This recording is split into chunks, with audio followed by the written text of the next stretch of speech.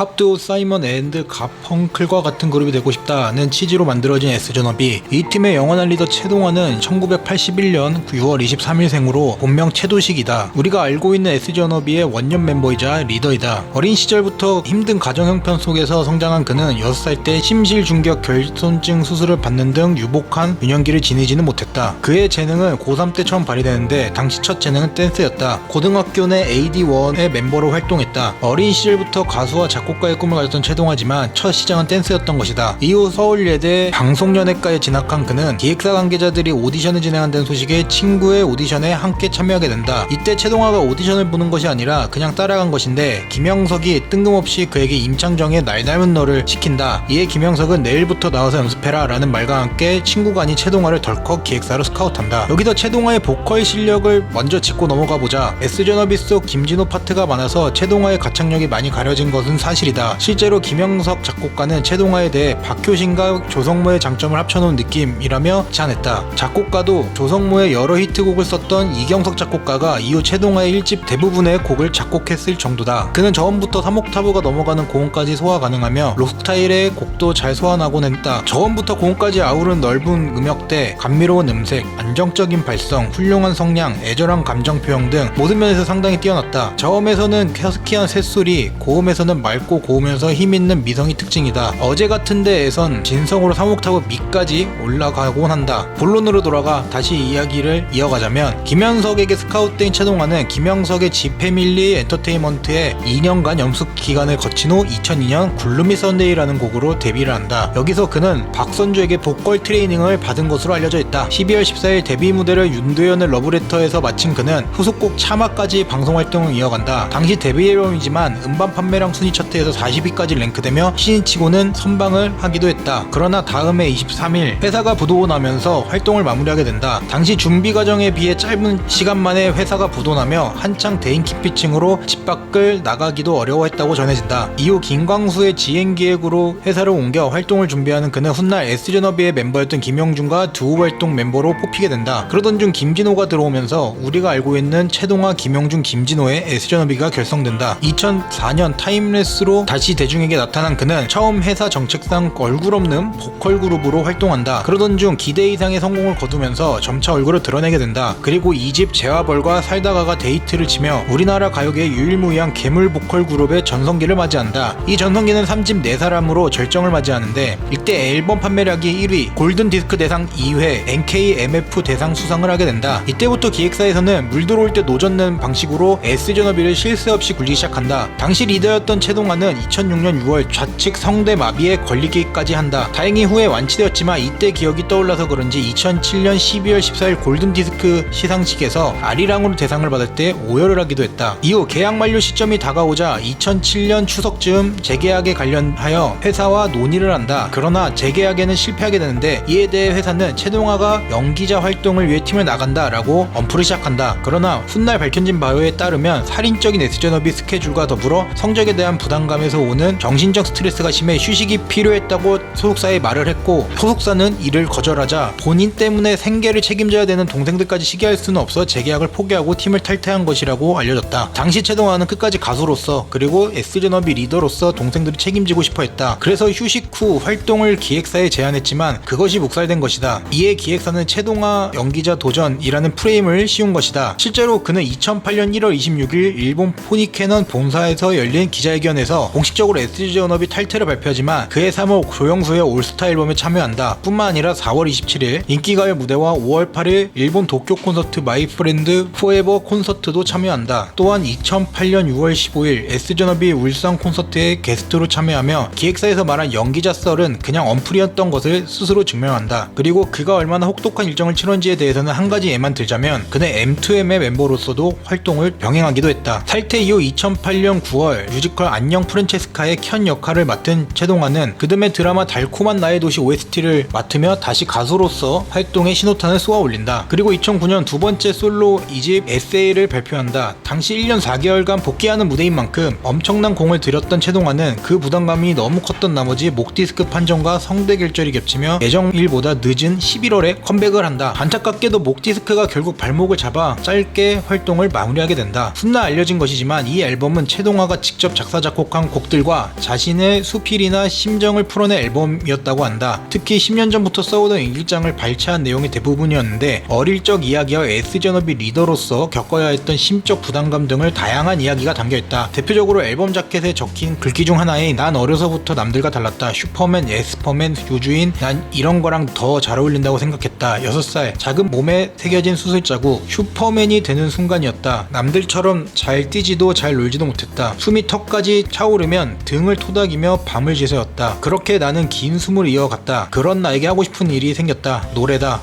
노래가 하고 싶다. 라는 문구가 있다. 이 집의 아쉬움을 뒤로하고 2019년 9월 약 1년의 준비 기간을 걸쳐 신규 앨범 D-Day를 발표한다. 이 앨범은 이 집보다 더 채동화 손이 많이 간 앨범으로 직접 작사 작곡에 이어 프로듀싱까지 맡았다. 그중 바닐라 스카이라는 곡은 이 집 활동 중 인도와 네팔에서 체류 중일 때 인도의 한 장례식장의 풍경에서 화장 연기로 노랗게 물든 하늘을 보고 만든 곡의 제목이다. 아쉽게도 이 앨범도 긴 활동을 갖지는 못했다. 목 디스크와 성대 결절 등 지병이 자리 잡은 것으로 추측된다. 그래도 얼마 뒤 2011년 1월 VOS 탈퇴한 박지영과 온무드에서 결성하며 어제 같은데라는 싱글곡을 발표한다. 이 곡으로 기존 앨범들과 다르게 다양한 활동을 이어간다. 그러던 중 2011년 5월 26일 채동화는 숨진 채 발견된다. 사인은 자살인데 이 원인에 대해 2009년 7월 자신과 매우 호흡이 잘 맞았던 매니저가 자살하여 숨진 것에 대한 죄책감과 매번 앨범 준비를 했던 자신의 열과 성에 비해 건강으로 인해 기대에 못 미친 활동과 이에 대한 심리적 압박이 그를 벼랑 끝까지 몰아넣은 것으로 추측된다. 실제로 사망일 다음 날에는 일본 도쿄에서 공연이 잡혀 있었다. 또한 한 달 뒤에는 미니 앨범 쇼케이스와 팬클럽과 함께하는 생일 파티를 앞둔 상태였다. 현재 S존업이를 만든 채동화 팀원들도 그가 나간 후 꾸준히 그리했던 것으로 보인다. 실제로 S존업이 디지털 싱글 사랑법은 채동화를 추모하기 위해 만든 곡이다. 또한 콘서트 더 라스트에서 아리랑이라는 곡에서 그의 음성을 넣기도 했다.